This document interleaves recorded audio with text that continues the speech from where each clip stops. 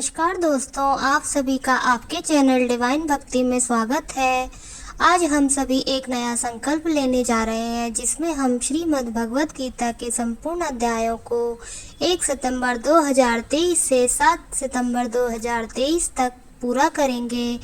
मेरी आप लोगों से ये निवेदन है कि आप सब भी ये संकल्प लेते हुए समस्त 18 अध्यायों को इन 7 दिवस में पूर्ण करें और आप चाहें तो अपनी कोई इच्छा के तहत भी इस संकल्प को ले सकते हैं, अन्यथा आप इसे निस्वार्थ भाव से श्री कृष्ण वासुदेव को समर्पित करते हुए इन गीता के अध्यायों को जरूर श्रवण करें।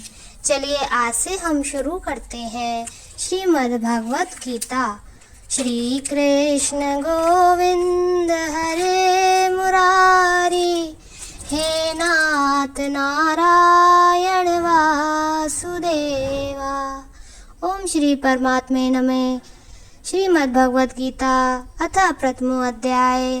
धृतराष्ट्र उवाच। धृतराष्ट्र बोले, हे संजय, धर्म भूमि कुरुक्षेत्र में एकत्रित युद्ध की इच्छा वाले मेरे और पांडु के पुत्रों ने क्या किया? संजय उवाच। संजय बोले, उस समय राजा दुर्योधन ने व्यभिचार युक्त पांडवों की सेना को देखकर और द्रोणाचार्य के पास जाकर यह वचन कहा, हे आचार्य, आपके बुद्धिमान शिष्य द्रुपद पुत्र धृतराष्ट्र दुम्न द्वारा व्यूहकार खड़ी की हुई पांडुपुत्रों की इस बड़ी भारी सेना को देखिए।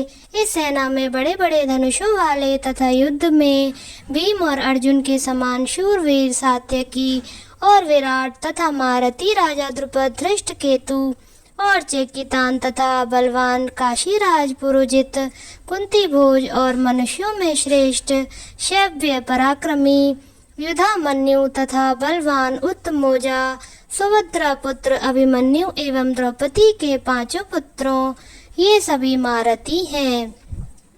हे ब्राह्मण श्रेष्ठ, अपने पक्ष में भी जो प्रधान हैं उनको आप समझ लीजिए। आपकी जानकारी के लिए मेरी सेना में जो सेनापति हैं मैं उनको बतलाता हूँ। आप द्रोणाचार्य, पितामह भीष्म तथा कर्ण और संग्राम विजयी कृपाचार्य तथा वैसे ही अश्वत्थामा, विकर्ण और सोमदत्त का पुत्र भूरिश्रवा और भी मेरे लिए जीवन की आशा त्याग देने वाले बहुत से शूरवीर, अनेक प्रकार के शस्त्रास्त्रों से सुसज्जित और सबके सब युद्ध में चतुर हैं। भीष्म पितामह द्वारा रक्षित हमारी वह सेना सब प्रकार से अजय है और भीम द्वारा रक्षित इन लोगों की ये सेना जीतने में सुगम है। इसलिए सब मोर्चाओं पर अपनी अपनी जगह स्थित रहते हुए आप लोग सभी निसंदेह भीष्म पितामह की ही सब ओर से रक्षा करें। कौरवों में वृद्ध बड़े प्रतापी पितामह भीष्म ने उस दुर्योधन के हृदय में हर्ष उत्पन्न करते हुए उच्च स्वर से सिंह की दहाड़ के समान गरज कर शंख बजाया।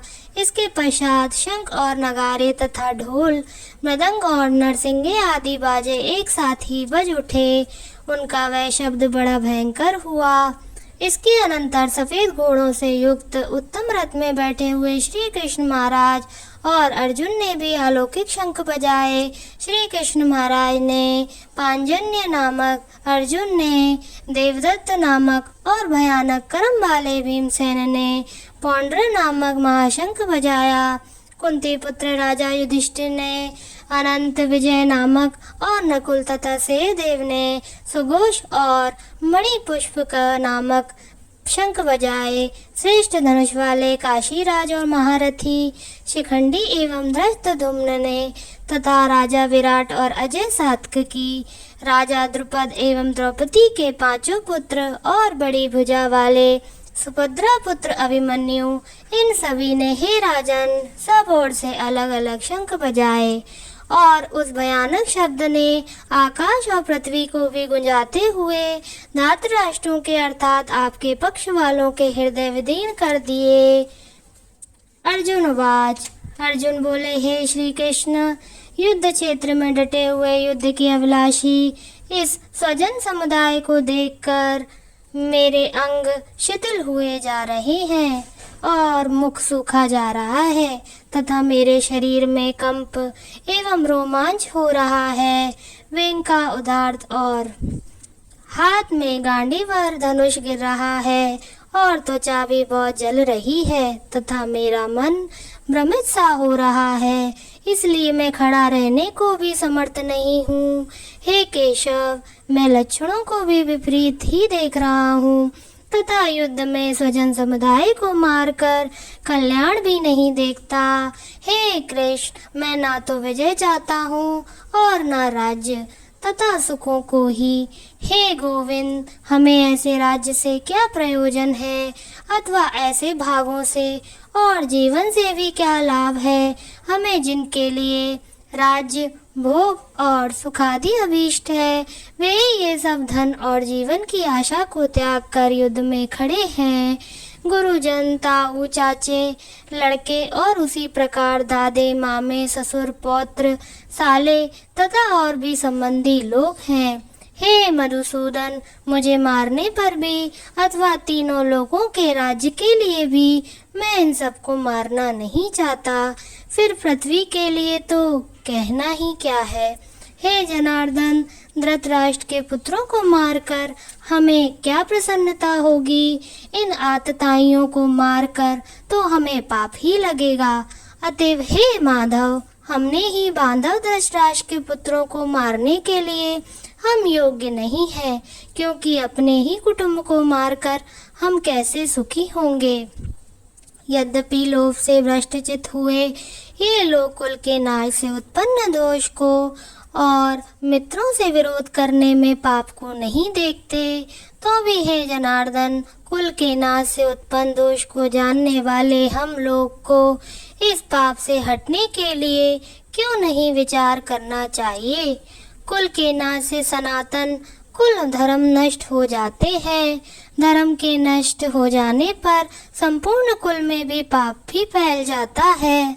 हे कृष्ण, पाप के अधिक बढ़ जाने से कुल की स्त्रियां अत्यंत दूषित हो जाती हैं और हे वाष्णे, स्त्रियों के दूषित हो जाने पर वर्ण संकर उत्पन्न होता है। वर्ण संकर कुल घातियों को और कुल को नरक में ले जाने के लिए ही होता है। लुप्त हुई पिंड और जल की क्रिया वाले अर्थात श्राद्ध और तर्पण से वंचित इनके पितर लोग भी अधोगति को प्राप्त होते हैं। इन वर्ण संकर कारक दोषों से कुलघातियों के सनातन कुल धर्म और जाति धर्म नष्ट हो जाते हैं। हे जनार्दन, जिनका कुल धर्म नष्ट हो गया है, ऐसे मनुष्यों का अनिश्चित काल तक नरक में वास होता है, ऐसा हम सुनते आए हैं। हाँ, शोक, हम लोग बुद्धिमान होकर भी महान पाप करने को तैयार हो गए हैं, तो राज्य और सुख के लोभ से स्वजनों को मारने के लिए उद्यत हो गए हैं। यदि मुझ शस्त्र रहित एवं सामना न करने वाले को शस्त्र हाथ में लिए हुए धृतराष्ट्र के पुत्र रण में मार डाले, तो वह मारना भी मेरे लिए अधिक कल्याणकारक होगा। संजय बोले, रणभूमि में शोक से उद्विग्न मन वाले अर्जुन इस प्रकार कहकर बाण सहित धनुष को त्याग कर रथ के पिछले भाग में बैठ गए।